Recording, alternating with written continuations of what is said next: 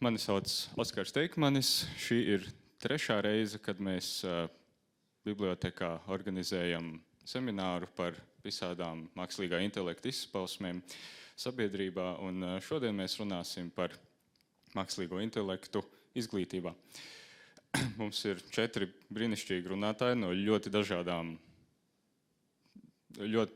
atšķirīgām pieredzēm. Un man būs šis gods nedaudz moderēt šo te sarunu, un ar šo godu nāk arī pienākums, vai ar šo pienākumu nāk gods padalīties ar kādu ievadošu stāstu. Un man kaut kā patīk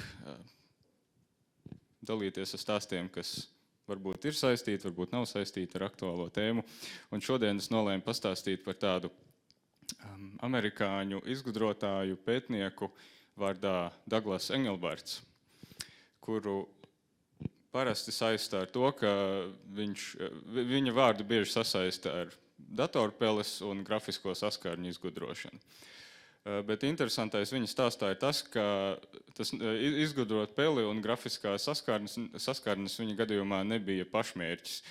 Viņš kaut kad 50. gados sev pateica, ka ir nepieciešams kaut kāds cēlāks mērķis dzīvē. Un tas, ko viņš priekš sevis izvēlējās, ir domāt, kādā veidā var pacelt cilvēces intelektu. Un tā kā viņš ir inženieris, elektronikas inženieris, viņam dabīgais domāšanas ceļš bija papētīt šos te jaunos datorus, šo te jauno izgudrojumu, kas izskatās, ka varētu būt svarīgs nākotnē, kā šo var sasaistīt ar to, ka mēs gribam kļūt gudrāki ilgtermiņā.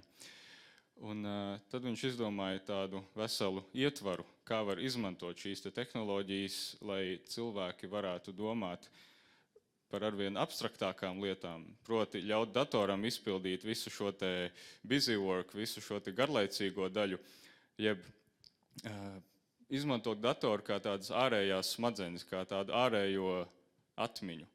Un ja mēs tagad sākam runāt par ārējo atmiņu, par ārējiem smadzenēm, tad jau var saklausīt kaut kādu sasaisti ar to, ka tas, ko mēs šodien uztveram kā to jauno, vēl līdz galam neizprasto tehnoloģiju, proti mākslīgais intelekts, lielie valodu modeļi, ģeneratīvie modeļi. Mums šīs tehnoloģijas ir, bet mums vēl jāizdomā, kā mēs tās vislabāk izmantosim, lai īstenot šo pašu mērķi tikai mūsdienās. Un, lai par šo runātu, es vēlos kā pirmo runātāju pasaukt uz skatuves Lindu Danielu no Latvijas Universitātes, profesore, dekāne, psiholoģijas... Izglītības zinātņu un psiholoģijas fakultāte. Lūdzu. Labi. Labdien, kolēģi!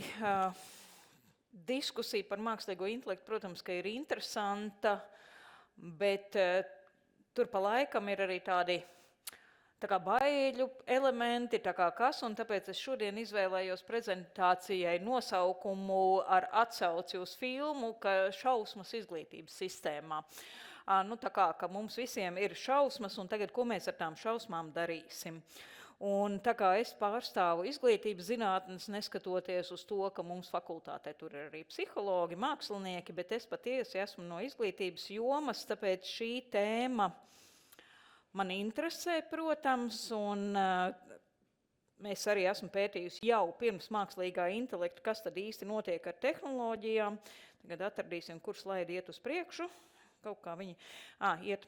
Par ko tad mums būtu jādomā? Un es esmu taisījusi šo prezentāciju mazlietiņ ar tādiem uzvedinošiem jautājumiem un arī divas lietas, par ko es gribētu uzsvērt, kas ir tas būtiskais izglītībā, par ko mums ir jāpatur prātā.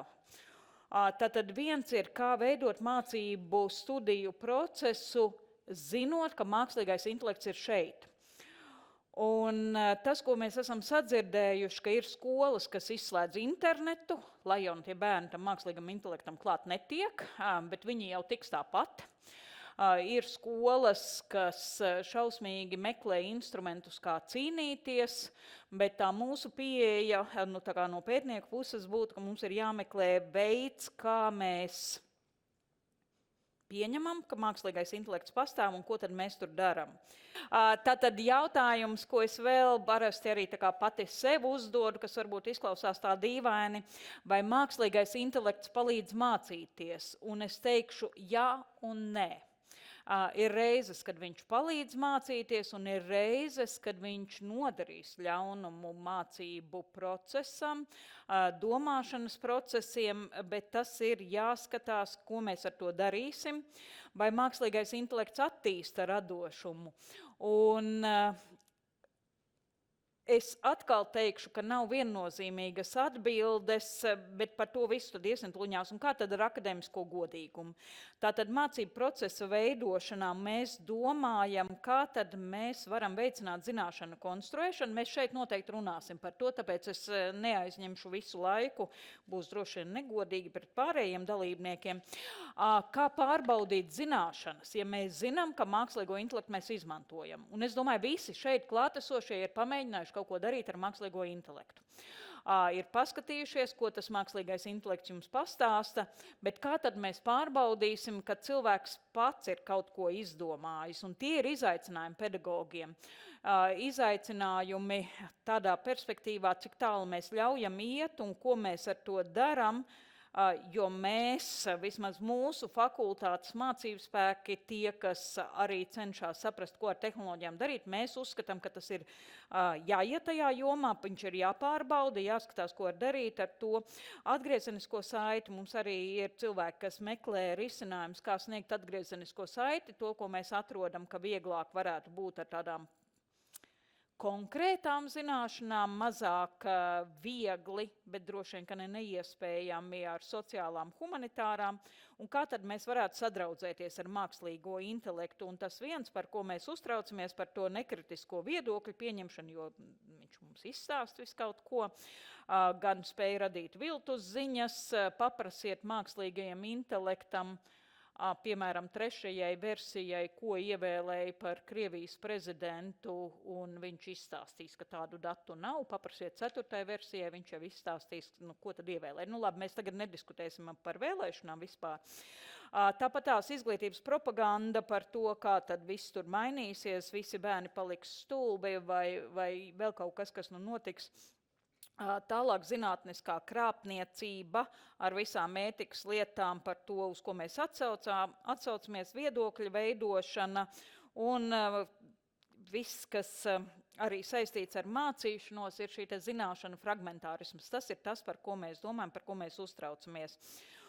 Un tas, ko mēs gribētu, lai skolēni, studenti, tad, kad izmanto mākslīgo intelektu, tad domā līdz tādī brīdī, ja mākslīgais intelekts man uzrakstīja tekstu, vai tas ir pareizs. Kā mēs tad pārbaudīsim, ja viņš sniedz atbildes uz jautājumiem, vai tās ir pareizi, cik daudz viņš palīdz mācīties, un kad šis atbalsts bremzē mācīšanos. Un es tuņās tos dažus slaidus, ko es ieliku runājot par mācīšanos, jums parādīšu, un tad es arī pateikšu, kāpēc man šķiet, ka šis ir viens no būtiskākajiem jautājumiem, domājot par izglītības procesu, par mācīšanos, par mākslīgo intelektu un mākslīgais intelekts un iekļaujoša izglītība, jo ir tās sarunas, vīzijas, sapņi, ka mākslīgais intelekts varētu sniegt atbalstu skolēniem, studentiem, kuriem ir kāda veida speciālās vajadzības, bet, protams, ka nav viss tik viennozīmīgi. Un tas, ko es gribēju šeit parādīt, kas ir tāda kā ābece visiem, kas ir mācījušies pedagoģiju noteikti un droši vien arī psiholoģiju, tātad domāšanas schēma veidošanās, ko mēs darām galvā, tad, kad mēs kaut ko mācamies. Mēs kaut ko, sadzirdam, ieraugam, veidojam jaunus konceptus, veidojas izpratne, un tad jau mēs veidojam dziļas zināšanas. Un tanī brīdī, ja kāds cits mums palīdz vai dod tās sadaļas, fragmentus zināšanām, un mūsu domāšanas process nav tur klāt esošs, mēs veidojam fragmentāras zināšanas, mēs veidojam tādas aplamas, angliski saka brikolāža, ka mēs saliekam tos puzles kopā ar nesasaistāmām lietām. Un jums godīgi vajag paskatīties patiešām, ko tad dara jaunie cilvēki, tad, kad viņiem nav izpratni, kā viņi veido. Un tas ir tas lielais risks, kas mums kā pedagogiem, kā vecākiem ir jāpatur prātā, jo tas izaicina kognitīvo attīstību. Un kognitīvā attīstība, tie ir tie visi domāšanas procesi, kas ir. Tātad, ja mēs izmantojam mākslīgo intelektu, jebkuras tehnoloģijas, lai pārslēgtu uzmanību, atrastu ātrāk atbildi, nedomātu tik ļoti, neiedziļinātos tik ļoti, tad mūsu tā kognitīva attīstība ir apdraudēta, mūsu domāšanas procesi var veidoties fragmentāri. Savukārt, ja tehnoloģijas, tas arī mākslīgais intelekts tiek izmantots, lai atrastu risinājumu, tad šie kognitīvie procesi attīstās vēlamajā virzienā.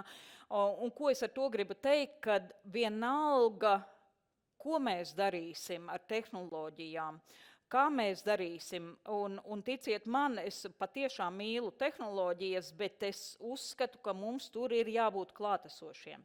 Mums ir jāsaprot, kā mēs organizēsim mācību procesus tā, lai nebūtu vienkārši mākslīgam intelektam paprasītas esejas un tā tālāk.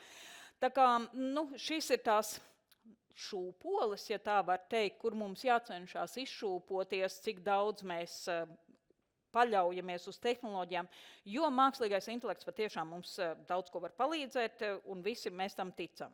Lūk, un es saprotu, ka laiks ir tik, cik viņš ir, tāpēc es fiksi pārskriešu pāri, tātad vai mēs drīkstam izmantot mākslīgo intelektu radošā procesā, kā tad mēs novērtēsim radošumu tad, kad ir mākslīgais intelekts izmantots, vai mēs varam droši pateikt, kad mākslīgo intelektu mēs varam izmantot, kad to nevar, un beigās, vai viņam gadījumā nav jākļūst lētākam šim produktam.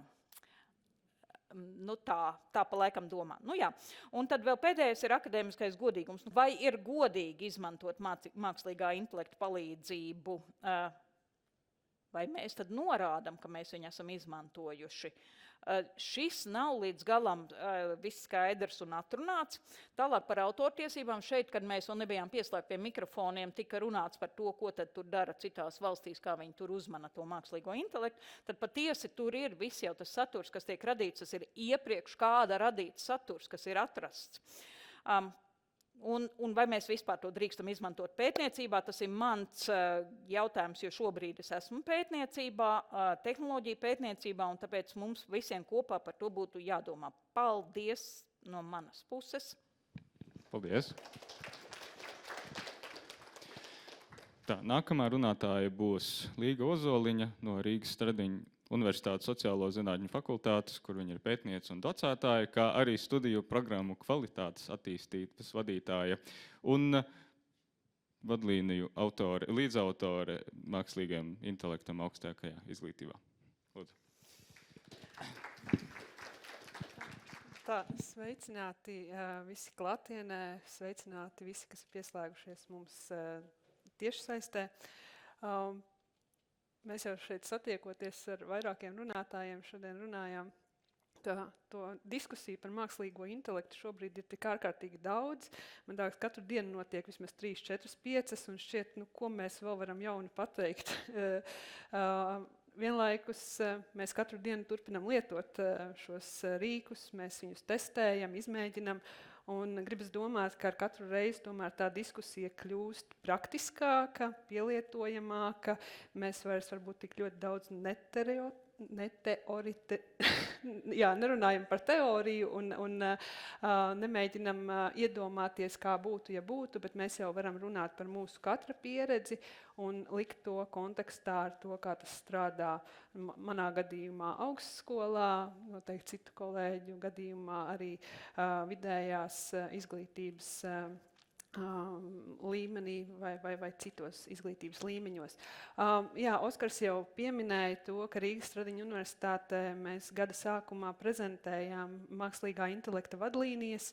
Ļoti lepni ziņojām, ka esam pirmā augstskola Latvijā, kas to ir darījusi vai paveikusi, bet jāsaka, ka mēs arī sadarbojamies šajā procesā ar kolēģiem gan no Vidzemes augstskolas, gan no Rīgas Tehniskās universitātes, jo esam jau tajā laivā visi kopā, vai ne?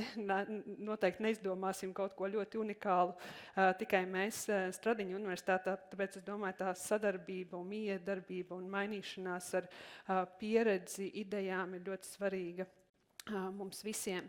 Tad īsumā jāsaka tā, ka darbs pie vadlīnijām notika apmēram kāda pusgada garumā, bet Stradiņu universitātē mēs jau vēl 23.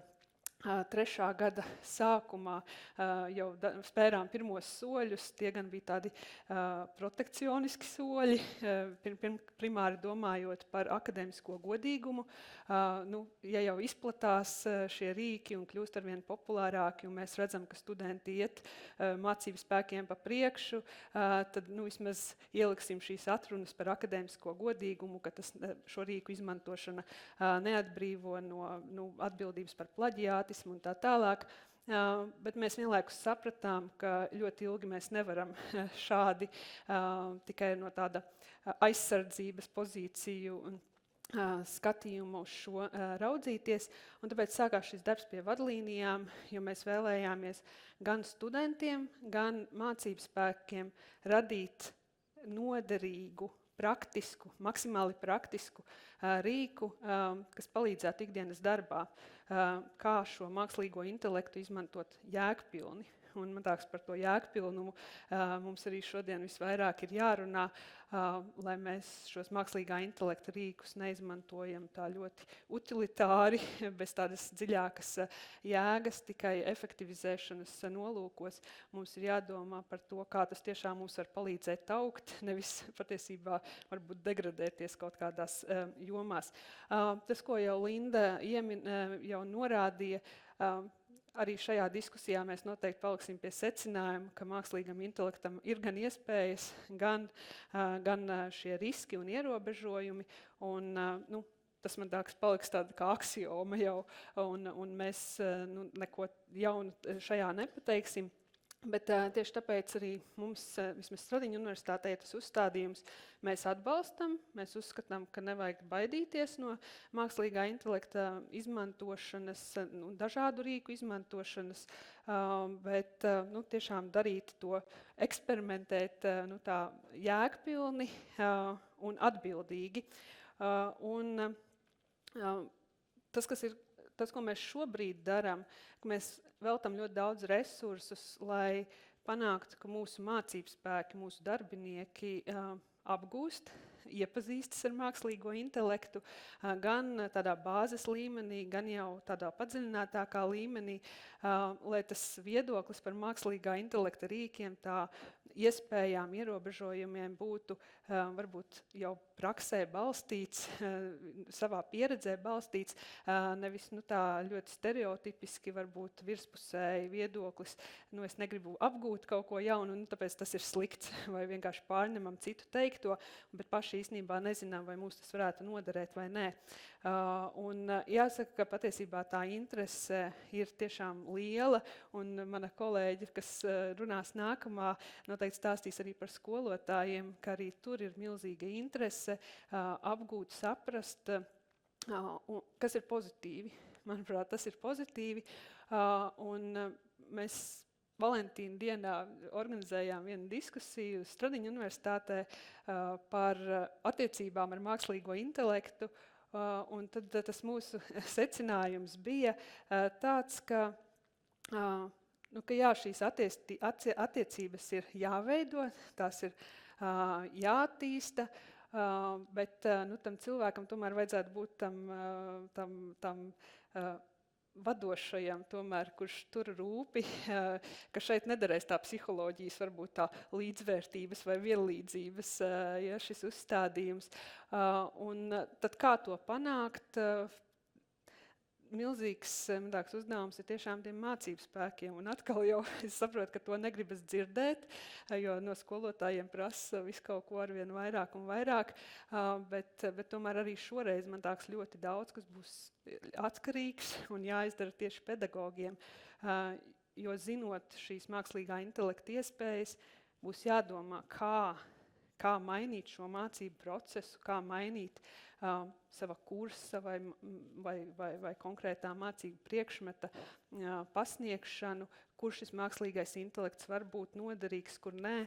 Un ja mēs skatāmies tādā Blūma taksonomijas kontekstā, par kuru tie, kuri no izglītības jomas visi noteikti zina, tad iespējams, ka tie pirmie 3 līmeņi atcerēties, saprast, lietot, varbūt kļūs mazāk noteicoši, jo mēs leksim tādiem ātriem rikšiem pāri tam, lai nonāktu ātrāk tajā analīzes, vērtēšanas un radīšanas posmā, bet par to mēs noteikti arī varam diskutēt, un ar to noteikti saistās lielā mērā arī Lindas minētais, vai tur neradīsies jau kaut kādas problēmas, ka mēs tiem pirmajiem līmeņiem ļoti, ļoti strauji un ātri pārliksim pāri.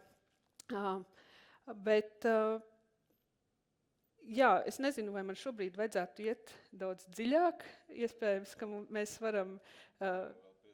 mēs dziļumu vēl piedzīvosim. Man tāks tieši tas vērtīgākais, kad satiekas vairāki cilvēki no dažādām jomām, ir tieši tajā diskusijā, pat ne tik daudz šajās prezentācijās. Katrā ziņā aicinu skatīties mūsu vadlīnijas, un jāsaka, tā vadlīnijām ir tā kā ar Rīgu, tā nekad nav gatava, un mēs jau šobrīd strādājam jau pie vadlīniju otrās versijas, kurā pastiprinātāk pievēršamies tieši vērtēšanas jautājumiem, jo tas tiešām ir liels izaicinājums, kā pašu mākslīgo intelektu izmantot vērtēšanā, un, protams, kā novērtēt to, kas ir radīts ar mākslīgo intelektu. Tā kā paldies šobrīd. Paldies, Līga. Jā, Līga jau korekti pieminēja, ka nākamā runātāja ir saistīta ar skolotājiem Latvijā. Viņai par to būs interesants stāsts. Un viņai ir arī Rīgas Tehniskās universitātes Digitālo humanitāro zinātņu institūta pētniece, un, ja es nemaldos, arī docētāja Evija Mirķe. Lūdzu. Paldies. Labdien.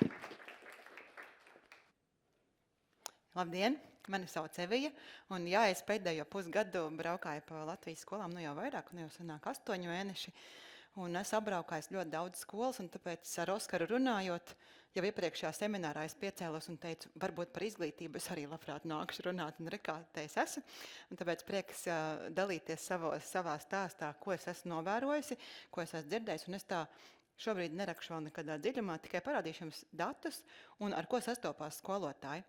Tātad vairāk kā 6 mēneši ir bijuši, nu jau 7, vairāk kā 600 dalībnieku dažādās izglītības pakāpēs no pirmsskolas līdz augstskolai. Tā kā ļoti, ļoti plašs tas spektrs ir bijis un daudz diskusiju, daudz nodarbību. Un šis te jau Lindas pieminētais šausmas izglītības sistēmā, nu tāda arī skolotājiem ir sajūta, ka viņi redz priekšā kaut ko tādu nesaprotamu, lielu, nezināmu, ar kā ar to tikt galā. Un aizvakar Valmierā viens skolotājs ļoti labi to sajūtu noraksturoja.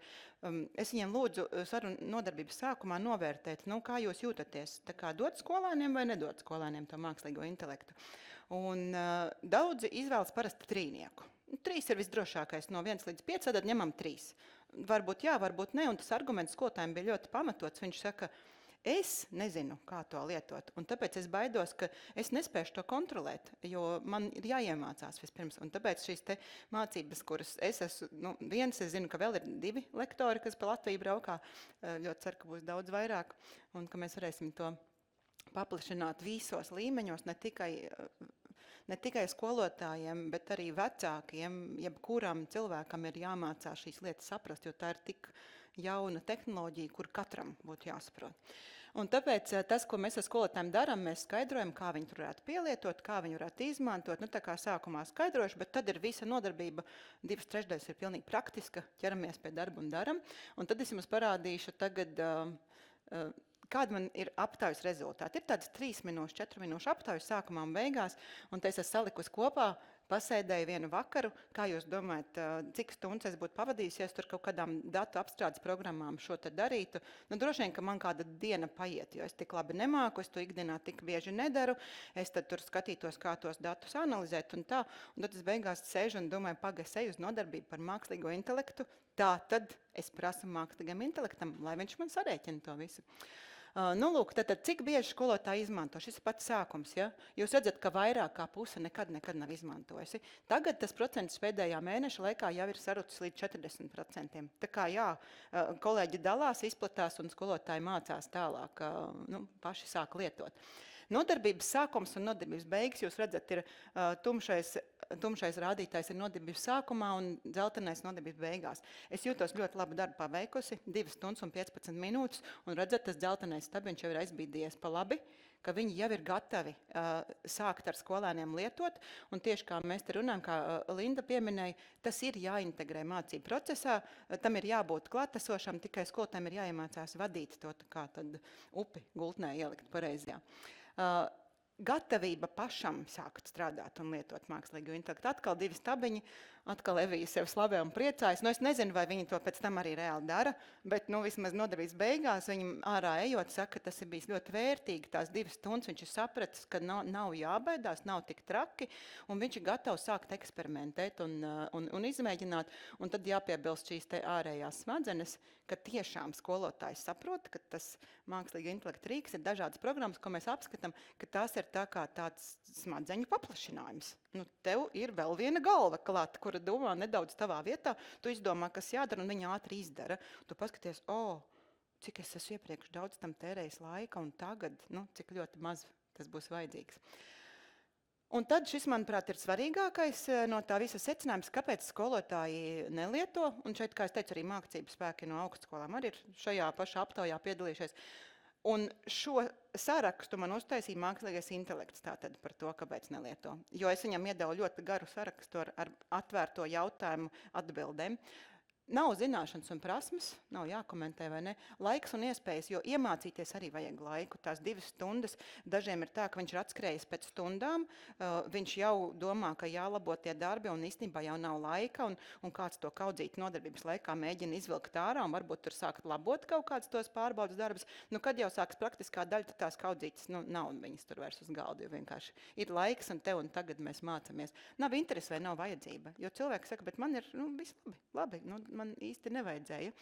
Iekšējā pretestība, bailes, kā es minēju, jau tāda nepatika, kas tas tāds būs, kas tā pa tehnoloģiju vai vispār mums vajag. Ļoti praktiski, ļoti daudz rīki labāk strādā angļu valodā, un skolotājiem nav tā valodas prasme tik laba. Un tad mēs skatāmies, kā mēs varam latviešu valodā lietot un darīt. Ir vēl tāds, kad ir priekšstats par to, ka tas būs grūti, un tas attur, jo īsti nav zināms, bet liekas, ka varētu būt grūti. Skepse, ka tur jau nekas tāds īpaši jau tur nebūs, vai ne, kā es jau labāk zinu. Tradicionāla mācīšana ir labāka. Šeit uzreiz var komentēt, mēs arī ar skolotājiem diskutējam dažādos vecuma posmos, dažādos mācību priekšmetos, tas tiešām ir atšķirīgi. Visiem nebūs viena formula, un tad šeit jau nāks jaunā fakultāte, ko pārstāv Linda Daniela, aizmirst nosaukumu, kas arī katrā mācību jomā varēs spēt skolotājiem palīdzēt saprast, kas tad kurā vislabāk dara. 9. atbalsts no skolas vadības, resursi, tīri tie paši datori, viņiem jābūt tomēr pietiekami jaudīgiem un ātriem, lai tu arī tos gala rezultātus dabūtu. Un personīgi vienkārši negribās, kā pēdējais iemesls. Un tad, kā pēdējais no manis šajā pirmajā 5 minūtē, par ko tad skolotāji domā nodarbības sākumā, kas viņus dara, kas interesē visvairāk. Pirmais ir, viņa ļoti gribētu zināt, kāds ir potenciāls izglītībā, kā es varētu to darīt, kā mums to labāk lietot. Kā tas ietekmēs skolēnu mācīšanos? Jo tas, ko te jautāja, vai tas nozīmē, ka skolēni vairs nedomās ar savu galvu, vai tas nozīmē, ka viņi kļūst dumjāki? Kā tas būs? Tas ir atbildes uz to viņiem interesē. Jā, ētika, godīgums, ko darīt, ja skolēns lieto, kā man reaģēt, kā man atpazīt, ka viņš ir lietojis vai nē, ko ar to iesākt. Ļoti tehniski aspekti, kā? praktiski, kādā veidā, kur, ko es ar to iesākušu, kā tas strādā, kā nokopēt, ko ar to pēc tam darīt. Un tad, protams, visos līmeņos ir vajadzīga pieņemšana. Viens ir, ka es kā skolotājs iemācīšos, bet tālāk, īstenībā vajadzētu visā skolas līmenī, tā kā sākt sadarboties visiem, veicināt, izstrādāt vadlīnijas un tā tālāk, kā lai būtu tā pieņemšana visos līmeņos. Tā no manis paldies, un dodu vārdu nākamajam runātājiem, un tad jau diskusijā laiks. Ja? Paldies. Jā. Paldies.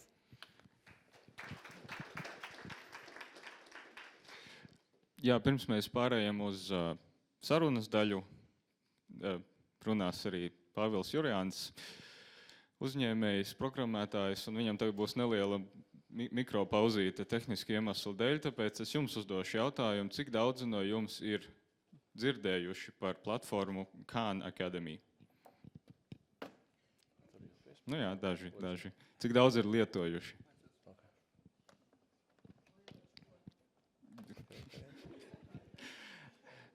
Jā, man pašam tas ir bijis aktuāls skolas laikā, tad, kad es gribēju bišķiņ matemātiku un fiziku un tādas lietas pamācīties. Tā platforma iznāca pirms kādiem 10-11 gadiem, un tā bišķiņ izmainīja interneta ainu tajā, kā cilvēki pasniedz visādus priekšmetus, tur, kur zīmē visādas lietas uz mākslīgām tāfelēm, no kurām var iemācīties visu kaut ko. Un relatīvi nesen Khan Academy ieviesa arī mākslīgā intelekta palīgu platformā, kas ļauj skolēniem izmantot to platformu, bet arī diskutēt ar to palīgu.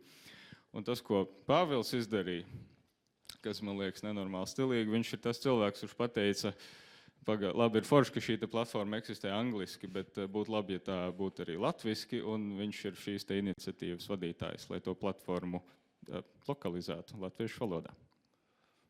Paldies. Jā, es pie jums nāku kā programmatūras inženieris, kā programmētājs, kurš darbojas mākslīgā intelekta vēl pirms tas bija cool. Darbojos ar GPT-2, vairāk tauta pazīst GPT-3, visvairāk pazīst GPT-3.5, un tagad viss gaida GPT-5, un neviens nezina, kas tas tāds būs. Diskusijas par mākslīgo intelektu vispār ir diezgan uzbudinošas, jo vienmēr ir tā, ka tiek atvērts tik daudz tēmas, tāda kārtīga Pandoras lāde. Es ar interesi klausījos iepriekšējos runātājus, katrs atvēra kādas 5 dažādas tēmas, man ir kaut kas, ko teikt par katru no tām tēmām, un ir skaidrs, ka laika pietrūkst, lai to tā kārtīgi izrunātu. Un dažas no tām tēmām vispār nav izrunājams. Tāpēc es domāju, es jums parādīšu kaut ko tādu, kas ir šobrīd laboratorijās. Khan Academy ir Amerikā bāzēta organizācija, viņi sāk visu angļu valodā. Latviešu valodā mēs esam paspējuši notulkot, pielāgot, lokalizēt nelielu daļu. Šis te rīks, kas saucās Khan Migo, kas ir mākslīgā intelekta rīks, kas ir integrēts šajā te platformā, kādu laiciņu vēl nebūs pieejams latviešu valodā. Bet visticamākais viņš salīdzinoši drīz būs pieejams angļu valodā. Es mazliet parādīšu tīri praktiski, kādā veidā tas strādā, lai jūs dabūtu tādu garšu, kā izskatās pirmais rīks, kas ir integrēts profesionālā izglītības sistēmā. Viņi piekļuva pie GPT-4 pirms mums visiem 2022. Gada rudenī, kad tas vēl nebija publicēts OpenAI. Tātad Khan Migo ir kaut kas darbojas līdzīgi tā kā ChatGPT sarunas režīmā, bet viņš ir integrēts ar visu izglītības saturu šajā te sistēmā. Un viņš ir pielāgots saziņai ar skolnieku, vismaz tajā apmācāmā režīmā. Tāpat tās tur ir skolotāju rīki, skolotāju darba atbalstam. Tur var nedēļu pavadīt stāstot un apstoties, kas notiekās Khan Migo. Es vienkārši iedošu maziņu piemēru, kāds ir skolēnu piedzīvojums, jo mēs visi tā kā pārāk neuzturamies, mēs lielie cilvēki, mēs pārāk neuzturamies. Mums liekas, ka viss mums būs kārtībā. Mēs pratīsim izmantot mākslīgu intelektu, mums nekas nenotiks. Bet mēs par tiem maziņajiem uztraucamies, viņiem būs sabojāta tā mācīšanās. Tad, lūk, kā izskatās skolniekam. Pieņemsim, viņš grib mācīties par funkcijām. Viņš apmeklē funkcijas, un viņš, pieņemsim, te ķerās pie uzdevuma trenažiera, lai varētu pārbaudīt savas zināšanas. Un te ir teikts, ka man vajag tur aprēķināt tātad kaut kādas funkcijas vērtības, un es nebūšu tagad tā. Es nebūšu pārāk apķērīgs tagad, ja? Es nemēģināšu tagad demonstrēt savu inteliģenci. Man ir uzdots risināt uzdevumu, un es prasīšu, prasīšu latvisku patiesībā. Man īsti nav skaidrs, kas ir F un kas ir G. Tas ir funkcijas, tur ir grafiks, bet es nesaprotu, kas tas tāds ir. Es gribu saprast, kā Migo šobrīd atbildēs angļu valodā, kamēr neizies cauri virknei testu, bet, lūk, viņš ķerās pie skaidrošanas. Viņš saka, burti F un G šajā uzdevumā nozīmē funkcijas, tā tālāk. Savā ziņā es varētu teikt, neatbild tik gari, atbild 2 teikumos, un viņš pielāgosies manam lūgumam. Tad viņš man palīdz risināt šo uzdevumu. Bet viņš nekad neatbildēs manā vietā. Tad viņš man terpinās, izvilks atbildi no manis, lai vai cik viņš palīdzīgs neizklausītos. Tāda tāda lieta izglītībā, ka neiedot uzreiz visas zivis, bet tomēr mēģināt tās makšķers dalīt. Tātad dialoga režīmā mēs varam risināt uzdevumus, un tāpatās arī mēs varam skatīties video materiālu un uzdot jautājumu par video materiālu.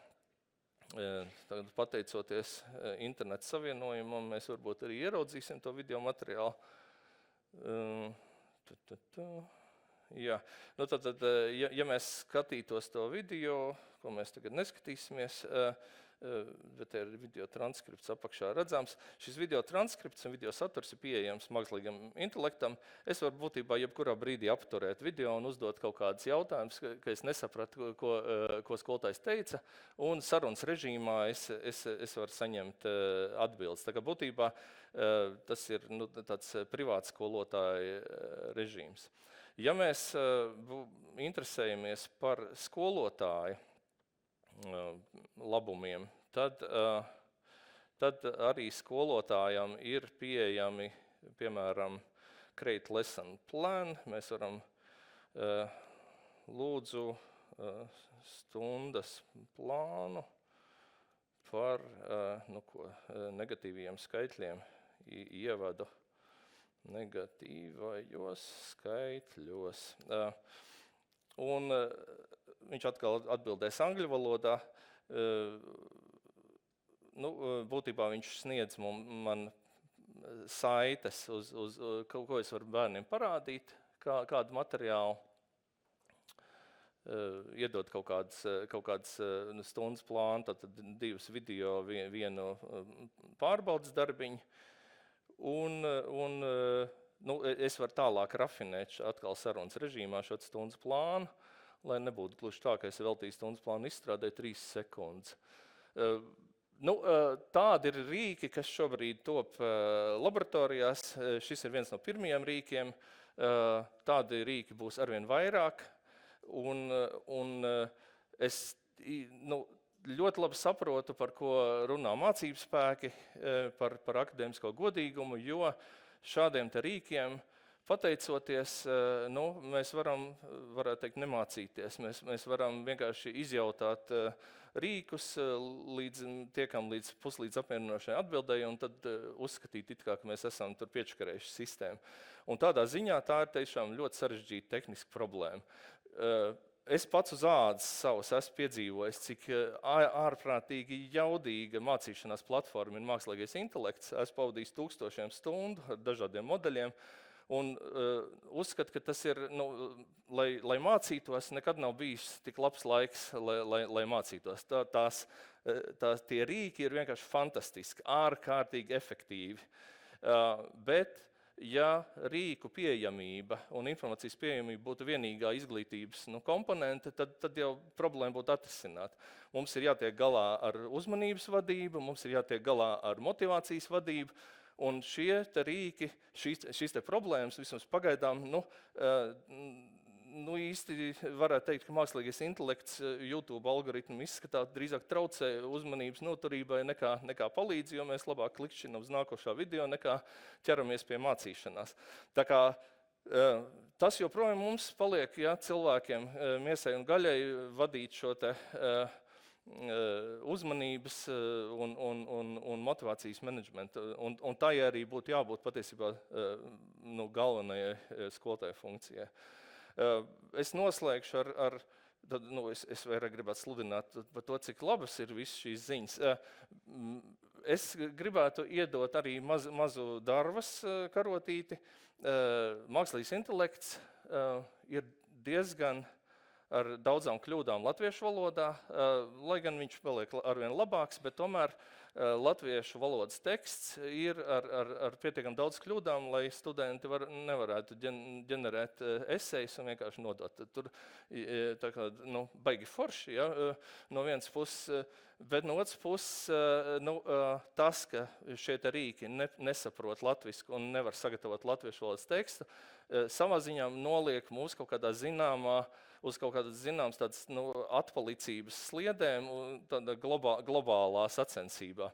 Un mums vajadzētu kā nācijai būt dziļi ieinteresētiem, lai mākslīgais intelekts gan saprot latviešu valodu, tai skaitā arī senu latviešu valodu, un lai mākslīgais intelekts varētu radīt kvalitatīvu tekstu. Ja, tas varbūt iet mazliet pretrunā tam, ka mēs gribam, lai studenti neizmanto mākslīgo intelektu tekstu radīšanai, bet kopumā kā nācija mēs esam ieinteresēti. Un tur mēs tomēr ļoti, ļoti maz esam darījuši tajā virzienā, lai mums būtu dati, ko iedot paēst mākslīgam intelektam. Mēs esam visu kaut ko darījuši, visu kaut kādas labas grāmatas sarakstījuši, sataisījuši, bet mēs esam slinki datu publicēšanā. Ja mums ir vajadzīgs pamācīties latviešu valodas gramatiku, tad internetā mēs drīzāk uzdursimies kaut 90. gadu sākuma materiāliem, lai gan mums ir brīnišķīgs rasnes grāmatas par latviešu valodas gramatiku, viņas nav pieejams internetā. Ja es gribu atrast epos lāčplēses internetā, tad būsiet pārsteigti, bet jūs tādā normālā formātā neatradīsiet lāčplēsi. Pēdējais, labākais, kas tur ir ar īpašām piekļuvēm, tad man ir visādas barjeras jāpārvar, lai piekļūtu pie mūsu lāčplēša, un tas ir tikai tāds labs signāls par mūsu problēmām. Es teiktu, ka visam Latvijas Nacionālās bibliotēkas grāmatu fondam vajadzētu nonākt brīvpiekļuvē mašīnu lasīšanas formātā. Un kamēr tas nav, tamēr mākslīgie intelekti nevarēs apgūt. Savā ziņā mēs nepiegādājām viņam mācību grāmatas tam skolnieciņam, kas tagad sēž 1. klasā un grib apgūt latviešu valodu. Un to mums vajadzētu visiem kolektīvi kaut kādā veidā salabot, jo tas savā ziņā apdraud nācijas nākotni. Mēs mazliet tādā etnogrāfiskā Brīvdabas muzeja virzienā varam stūrēt ar savu kolektīvo informāciju nācijas. Paldies, un es labprāt iesaistīšos karstās diskusijās. Paldies. Šiem brīnišķīgiem speciālistiem.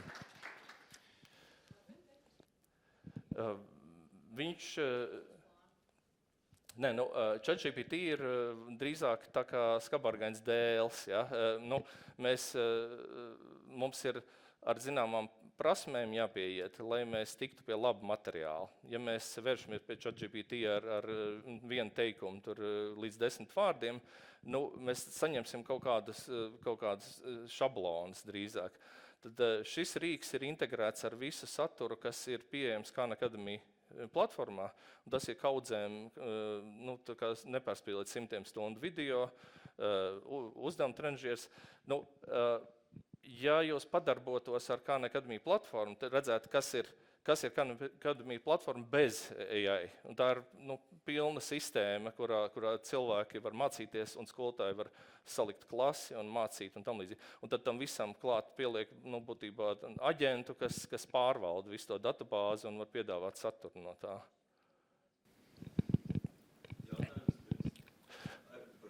Jā. Jā, man ļoti interesanti bija redzēt, ka tur ir tas dialogs, viņš nedod pareizu atbildi. Tātad var iebūvēt kaut kādas apgrūtinājumus. ChatGPT atbildēs visu, ko viņš spēj, bet šeit ir kaut kāds apgrūtinājums. Ir iespējams kaut kā vienkārši iebūvēt, piemēram, var tikai atbildes pieklājīgiem jautājumiem, vai tā kā ļoti rūpīgi, vai ir kaut kāds ētikas, kuras var iebūvēt?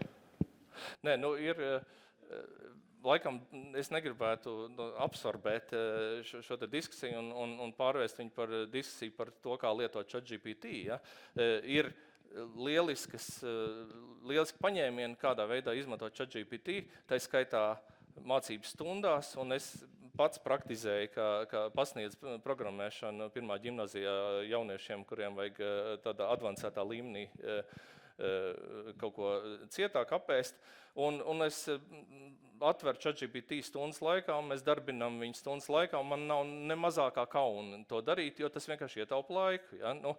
Mums nav jāpavada laiks rakstot burtiņus, kamēr tas var notikties salīdzinoši ātri uz ekrāna. Attiecībā par šīm ētikas vadlīnijām tam līdzīgi ir zinām mērā jāpacīnās, lai piespiestu viņu. ChatGPT ir pietiekami ilgs sists, lai viņš būtu tik iztapīgs, ka pilnīgi riebjās. Vai ne? Ir atkal pietiekami nopietni jāprogrammē, lai varētu dabūt viņu atpakaļ tādā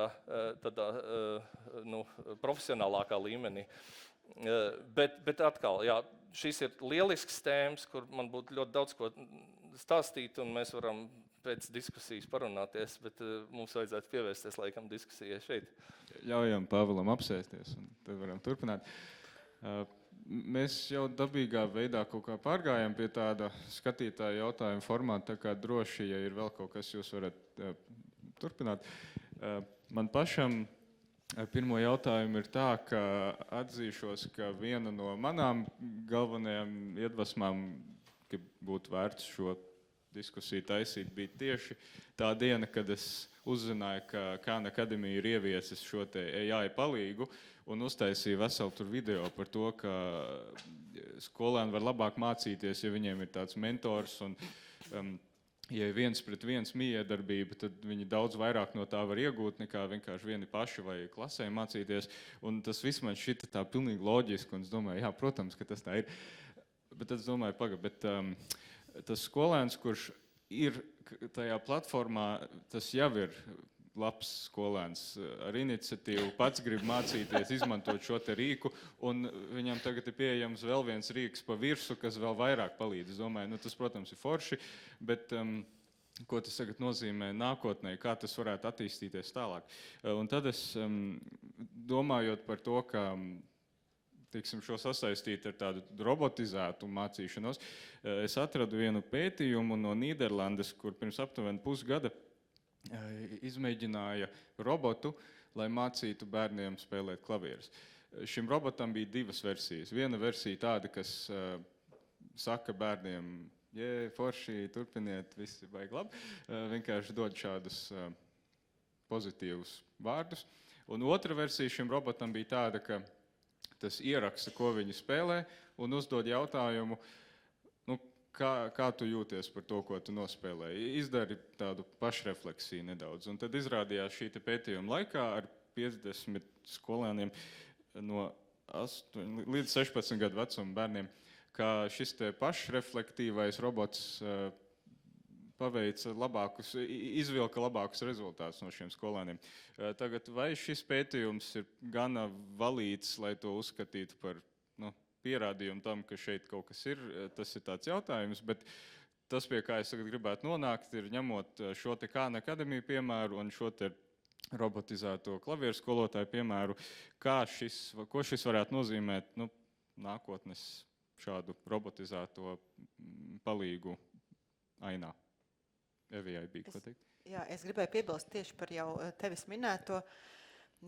Rīgas Tehniskā universitātē jau mums janvārī prezentēja rezultāts viens no lektoriem, kurš pats bija veicis tādu vietēju mērogu pētījumu. Tam nav zinātnisku datu, jo tas ir viņa paša tāds Excelis ar visādiem datiem, bet secinājumi bija ļoti interesanti.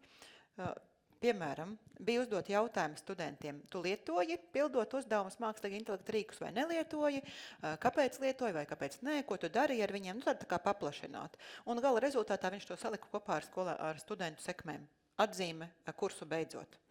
Un viennozīmīgi bija redzams, ka tie, kuri dabūja augstākas atzīmes, viņi saprot, ko tas, pieņemsim tas pats ChatGPT, ko viņš atbild, un viņi attiecīgi viņu izmanto, jo viņi saprot, kā ar viņu sarunāties, un viņš iedod atbildes, un tā kā jautā tālāk, un var aiziet dziļāk. Tie, kuriem bija sliktākas, zemākas atzīmes, viņi viennozīmīgi teica, ka nē, viņi neizmanto, jo tur jau nekā nav.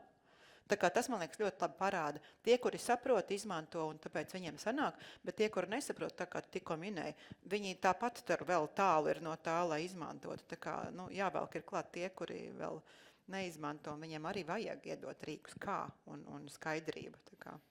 Bet vai mēs saskatām kaut kādu potenciālu mākslīgajā intelektā, lai, pabakstītu, vairāk iekļautu tos, kuriem tas nebūtu tik dabīgi?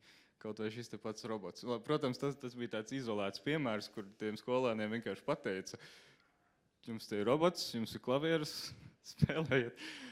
To iekļaut tādā ikdienas dzīvē, man bišķiņ grūtāk to iztēloties, godīgi sakot. Es domāju, ka tā jau ir tāda klasika, ja tu viņam dod atgriezenisko saiti, kura ir ar kaut kādu virzību, kas tev nesanāca, kas tev vēl jāizdara, tā ir vērtīgāk nekā, ja mēs vienkārši sitam plaukstiņus un sakam, kāds tu malacīts, un tagad mēs to uzdevumu varam uzticēt mākslīgajam intelektam, un tas ir tas jautājums, ka mums viņš ir tam jāsagatavo, lai tā viņš darītu. Es saprotu, Han Akadēmija tur kaut ko dara, un ne jau viņi vienīgie.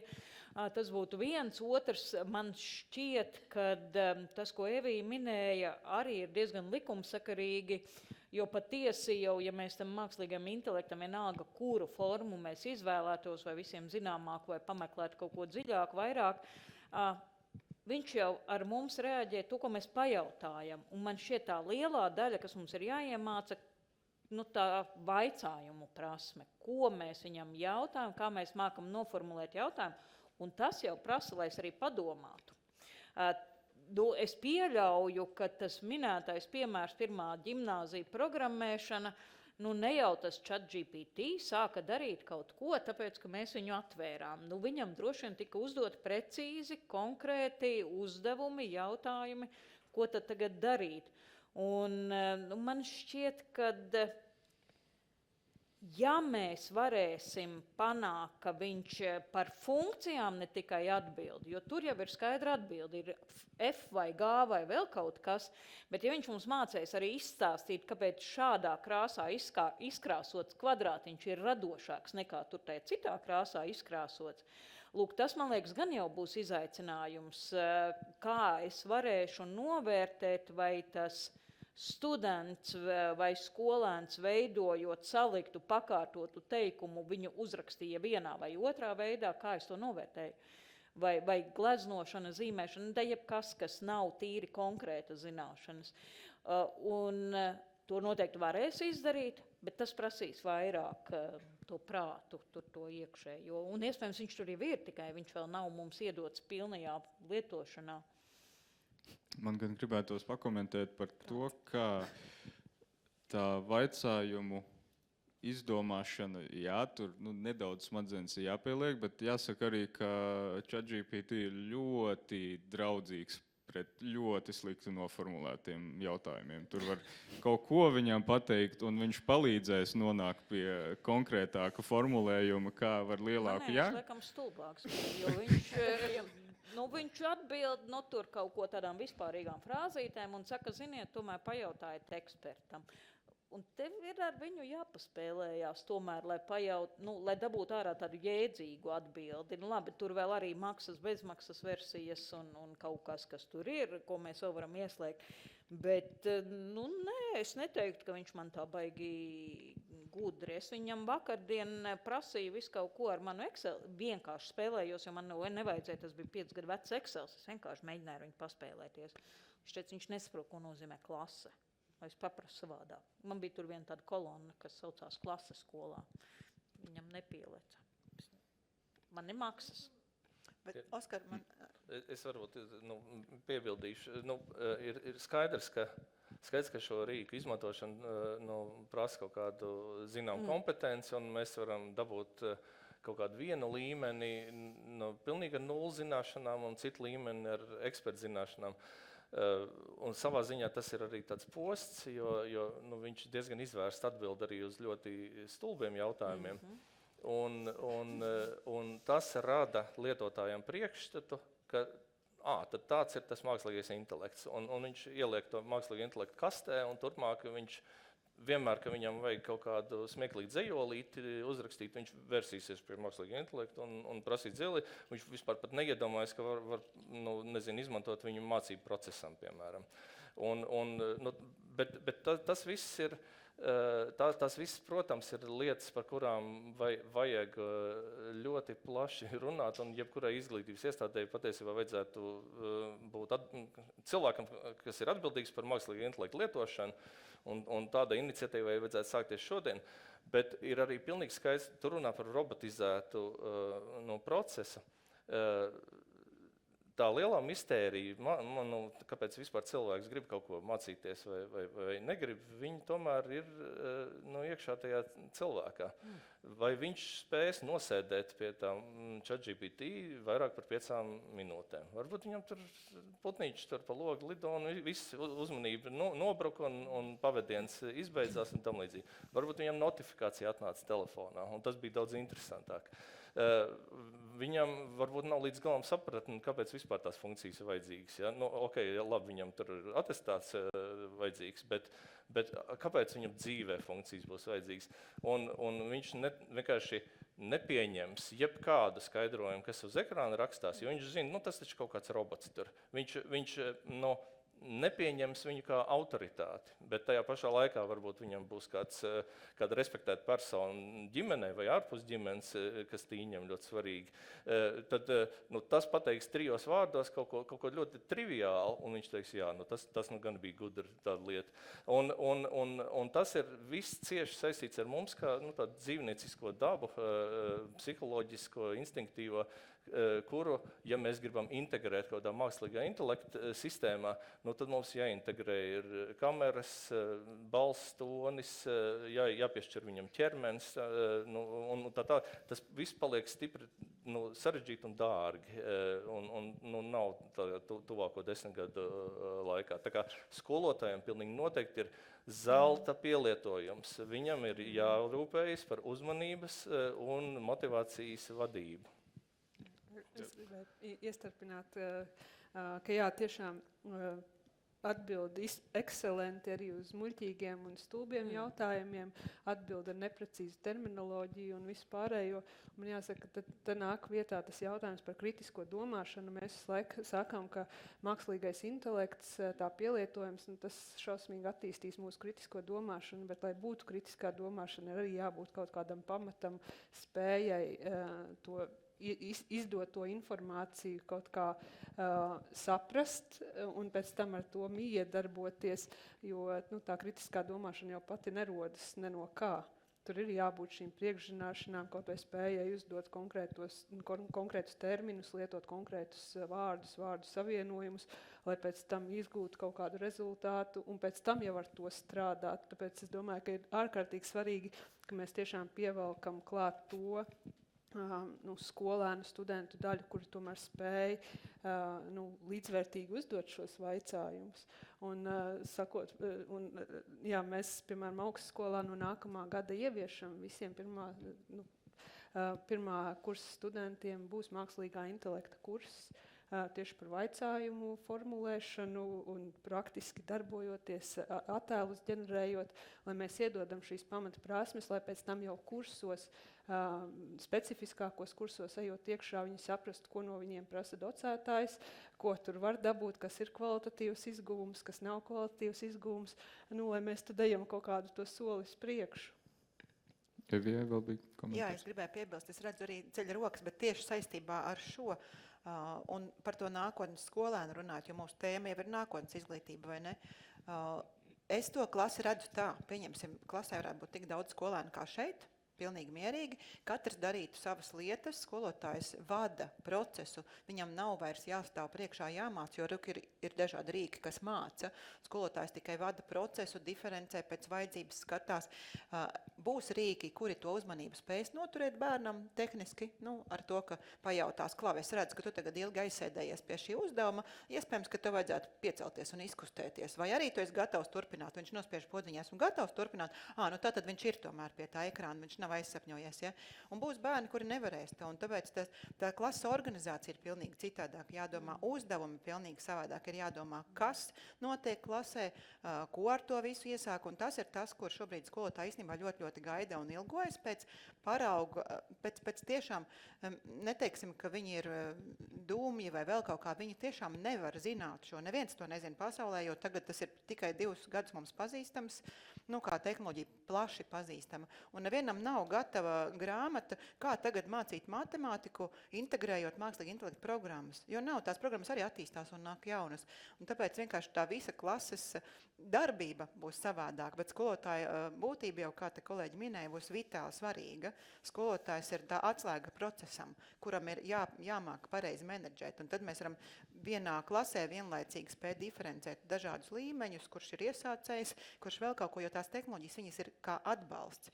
Un kā Līga minēja sākumā, vai mēs pārliksim pāri taksonomijas līmeņiem, nepārliksim tieši tāpēc, ka tā domāšana jau ir jāattīsta, viņam ir jāspēj saprast, ko viņš lasa, ko viņš jautā, un bez tās domāšanas attīstības tur nekāda neiztiksim.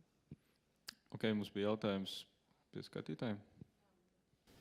Man tiešām ļoti žēl, ka tiek noraksturot, ka nākotnes jaunatne tādā diezgan tādā tupā veidā.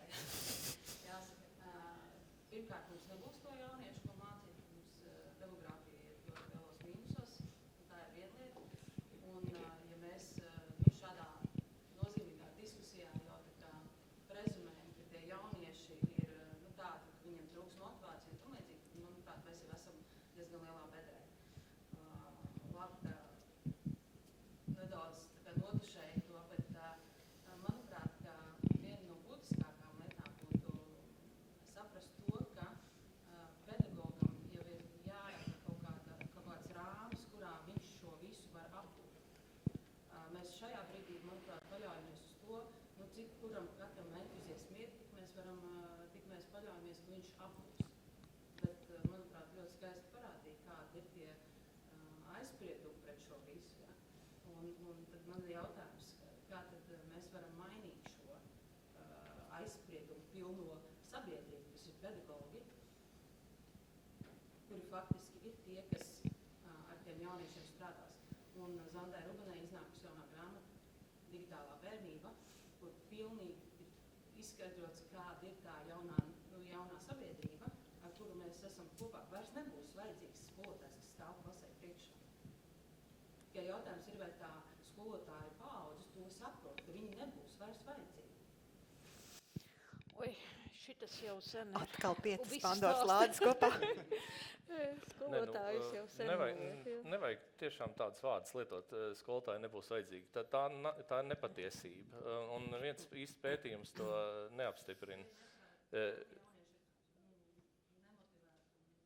Jā, bet arī tie nav mani vārdi. Es runāju par to, kāds ir fokus tagad skolotājiem, ka jāmenedžē ir šis te uzmanība un motivācija, jo mākslīgais intelekts īsti par to nerūpēsies.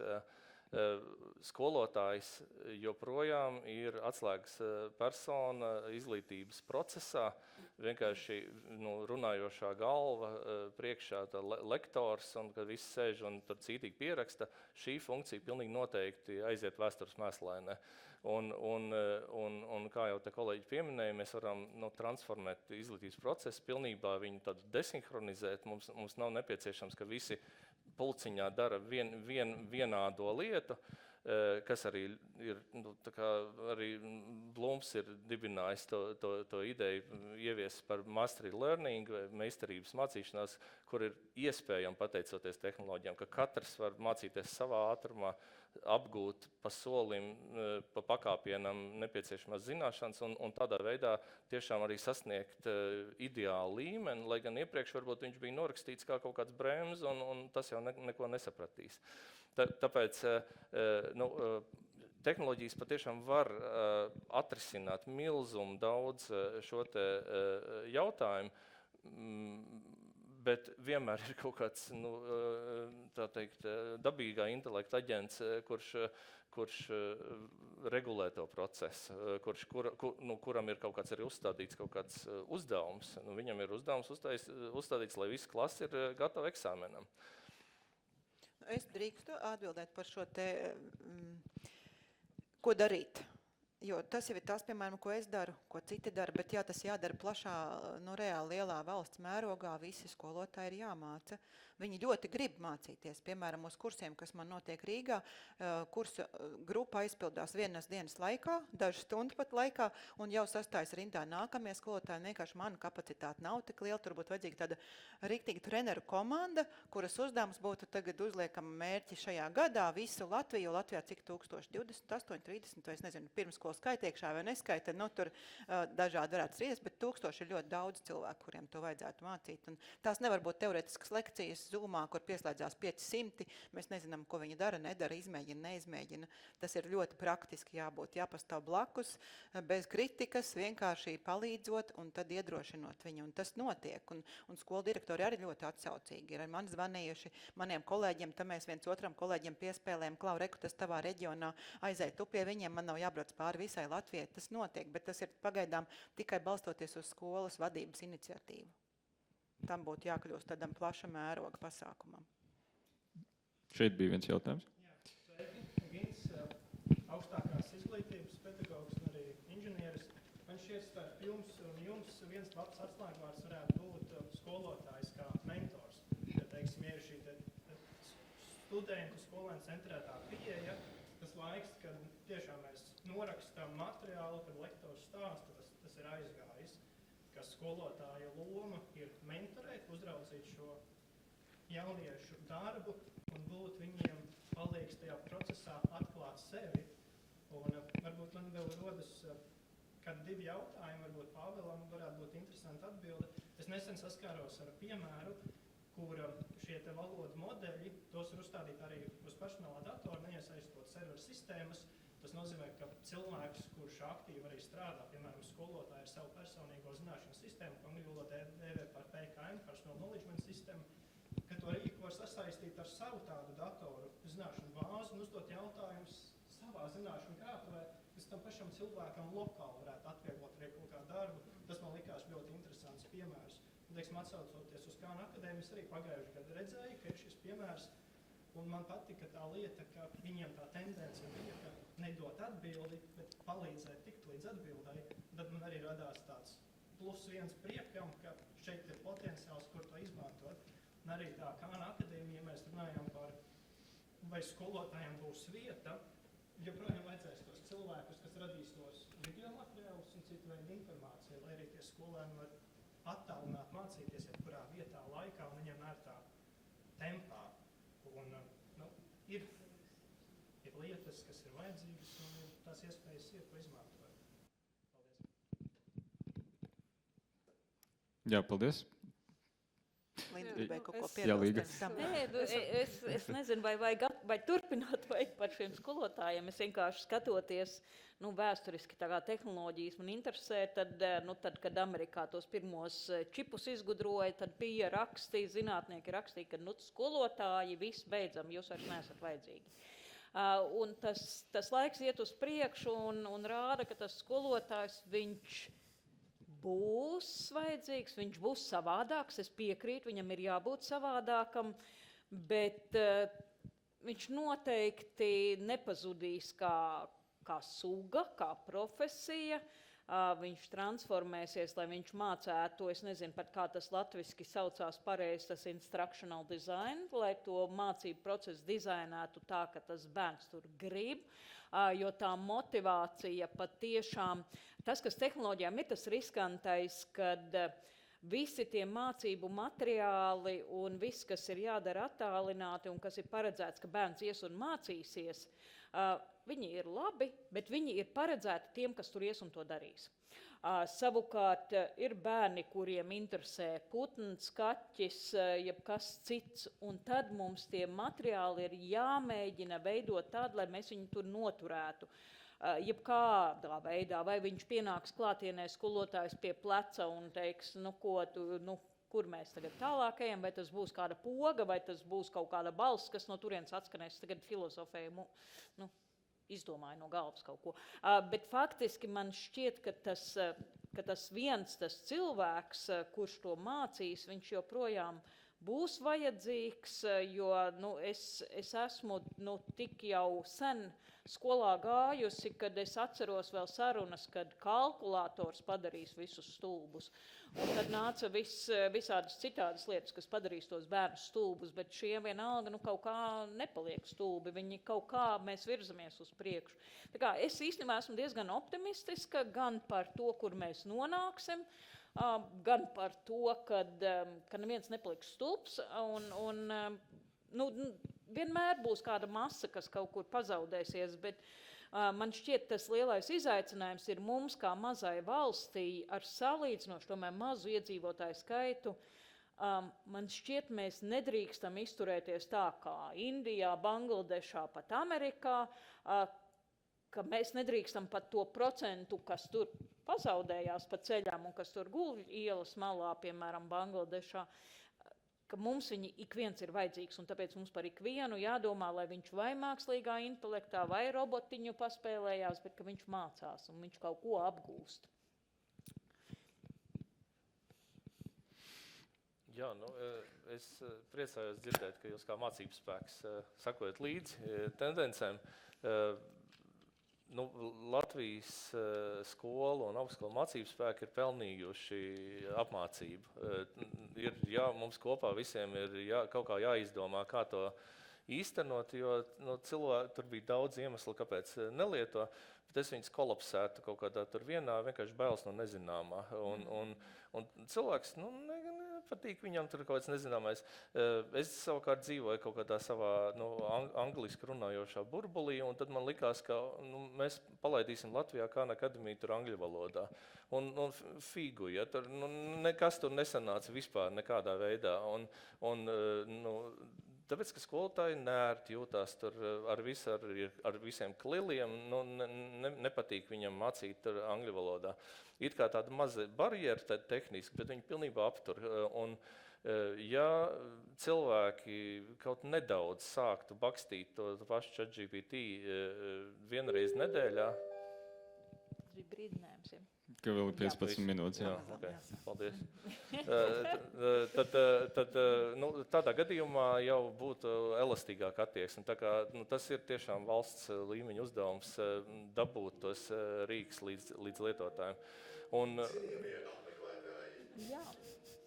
Biblioteka tiks slēgta pēc 15 minūtēm.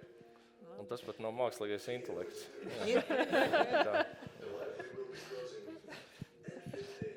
Un šie te, teiksim, ko pieminēja puisis, ka, piemēram, ja mēs gribētu mācīt latviešu valodas vēsturi, ir pilnīgi bezcerīgi šobrīd mācīt caur ChatGPT Latvijas vēsturi.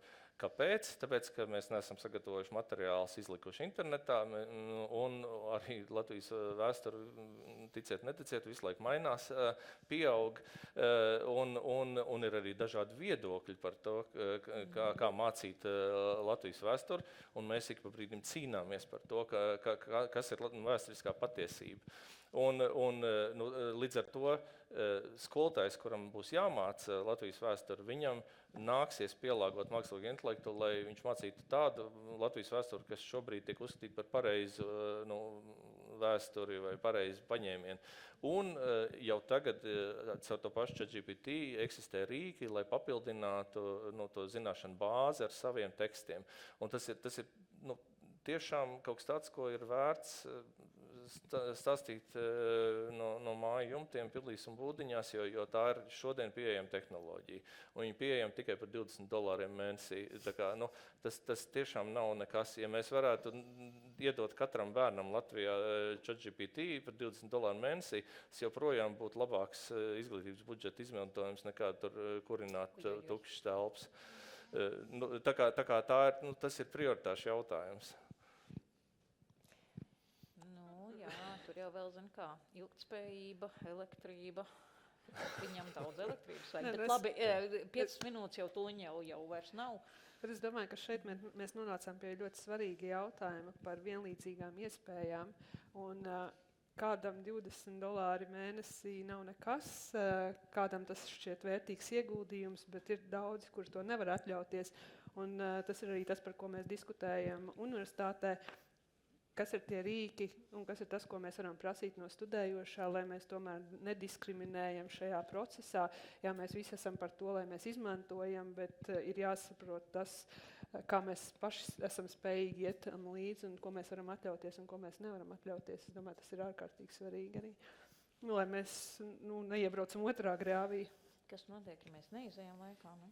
Uz šīs notas. Mākslīgais intelekts mūs izmetīs ārā. Jā, ņemot vērā, ka mūs drīz metīs ārā, un lai būtu kaut pāris minūtes parunāt brīvā formā, es domāju, ka šeit varētu pielikt punktu. Tātad liels paldies visiem runātājiem. Paldies.